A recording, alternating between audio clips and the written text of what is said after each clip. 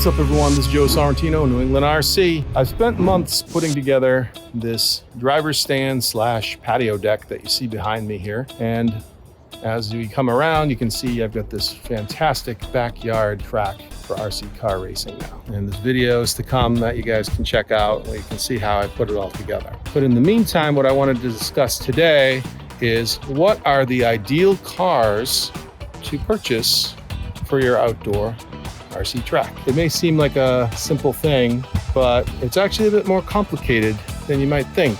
And it's not just a simple, let's just throw some cars on the track and call it a day. There's a lot of thought behind it. You got to think about how many people are using the track, how big is the track, how much room do you have between areas so people can get through if they're trying to race and they'll be able to get by each other. If you get cars that are too big, they won't be able to. If they're too small, then they lack power. If they're right size, then you can have some good racing. So you got to find that happy medium. That's something I've been doing over the course of time, and I wanted to share with you guys today what I've learned and maybe help you guys out and maybe get some advice from you too. So if you guys have ideas, suggestions that I might not even have thought of, please mention them in the comment section below. Let's help each other. That's what this is all about, right? So originally, these were 2 out of the 4 cars that I was convinced I would definitely be using for the track. This one here is a 1/14 scale. This is my WLTOYS 144001, which has proven to be probably the best choice right now because it's not too big, not too small, and it's got a lot of power. For a brushed vehicle too. And I like that it's brushed, not brushless, because brushless is a lot more power. And the reason I like brushed over brushless is because not everyone that's racing is going to be an experienced driver. And to drive along a speed track with a brushless motor might be too much power, where you'll be flipping the car more, having trouble controlling it, bumping into things, getting stuck. Whereas this just seems to be like the perfect speed, perfect balance. And surprised me because even for a brushed motor, it really feels like a brushless, but it's not. And you can dial it back even more if you need to. I found that about halfway point on this is really the perfect beginner place to start, which is what I'm going to try to replicate with the other vehicles that I use. This is really, I've determined, is the one that I want to model the other cars after. So this other one, just to compare, this is the Losi Mini B. It's the yellow one here. It's got I've added some larger wheels to it and some lights in the front as well as a bumper. But this thing here has a new Castle Systems motor that I put in it. It is so powerful. It's too powerful for this car. It's so fast I can't even control it. And when I try to dial it back to slow it down, it doesn't even do anything. It's still too fast. This thing flips like crazy. It's out of control. I don't know if I can even use it for the track anyway. I still might like to have it for other reasons, to race it around on other purposes when I'm outdoors. Not sure anymore if it's the ideal for the track. I could replace the motor with a basic motor again, maybe find a brush motor, but it's just a lot of work going back and forth. I got it this far, I really don't want to go back again. So I think it might be better to just get another vehicle and just put this to the side for more advanced users to use. For the time being, my main focus is going to be WLTOYS here.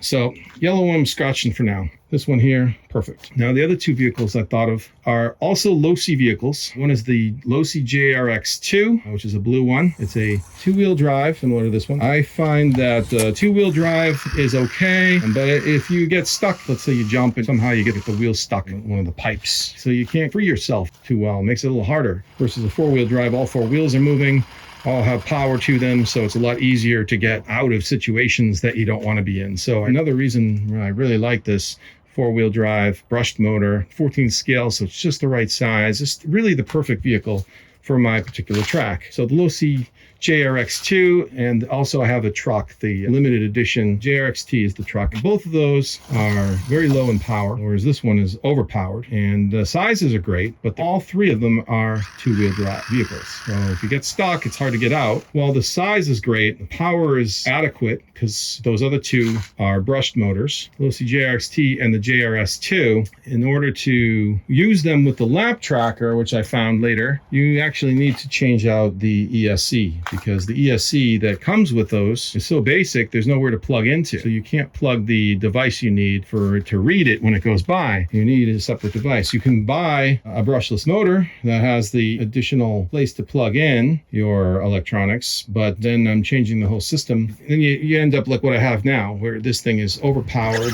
and still only 2-wheel drive, but it's too fast to drive along the track. And so I'm kind of opting not to do that. I did, however, buy the motors because at one point I was kind of leaning towards it. I already had the vehicles. Why not juice them up, see if we can make it work? Maybe these motors aren't as powerful as the Castle motor. Maybe they'll run a little bit better. But then I thought about the difficulty my nieces had when they were trying to drive these cars around, particularly this one.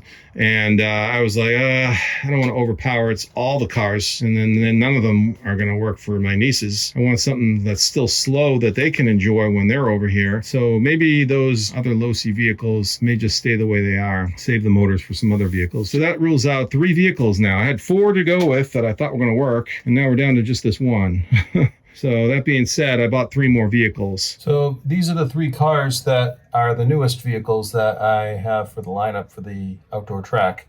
I've got this AMORIL here, followed by another 144001 from WLTOYS. This is the identical one to the red one that you have seen before, except this one is the green and blue one.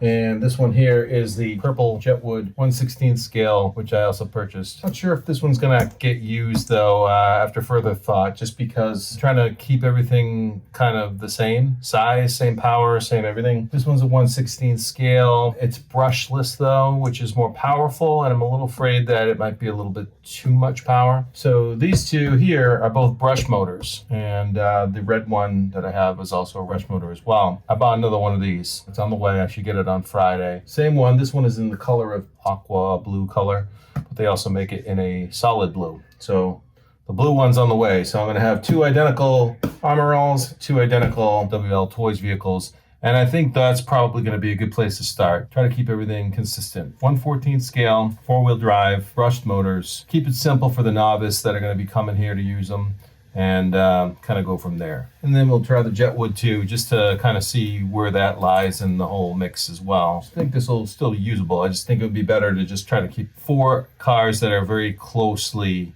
the same to begin with, and then kind of take it from there. So videos to come, all 3 of these plus 1 more. I should be doing that shortly, but in the meantime, I just wanted to give you guys sort of a preview of what's to come. Also want to point out the size of the track itself.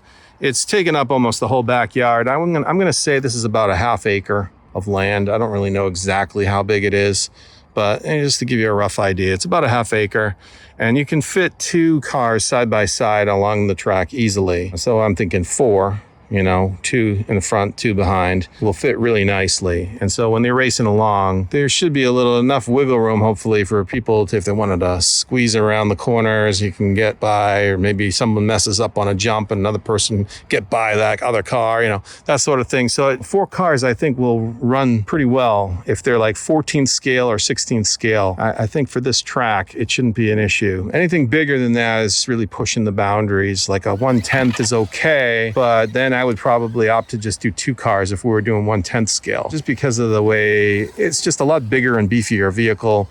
And if you had 4 1/10 scale vehicles, I don't know if you'd be able to wind around and get past another car. A lot harder for competition that way. And then anything beyond that, just forget about it. The monster trucks, like the Traxxas X-Max or the Traxxas XRT, I mean, those are so big. You can run them, but I wouldn't run it side by side with any other car because it's just too big. You couldn't get by. So you want to run a big vehicle like that just by itself and race around, that's fine. You can do that, but it's not meant to race the big vehicles. It's meant for 1/16 and 1/14 scale vehicles, I think, are the ideal choice to go around here. So that's going to do it for today, guys.